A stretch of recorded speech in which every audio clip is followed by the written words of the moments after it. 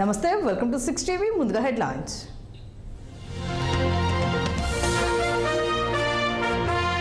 జ్ఞానవాపి కేసులో వారణాసి కోర్టు కీలక తీర్పు. మసీదులో పూజలు చేసుకునేందుకు హిందువులకు అనుమతి.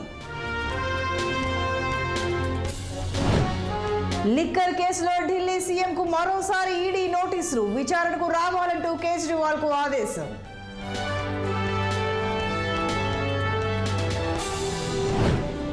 హైదరాబాద్ సిపి సంచలన నిర్ణయం. పంజాగుట్ట పిఎస్ సిబ్బంది మొత్తం బదిలీ.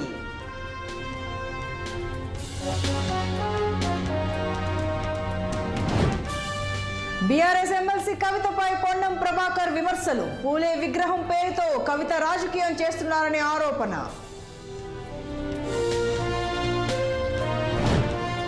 6,000 టీచర్ పోస్టుల భర్తీకి ఏపీ కేబినెట్ నిర్ణయం. పలు కీలక అంశాలకు ఆమోదం తెలిపిన మంత్రివర్గం.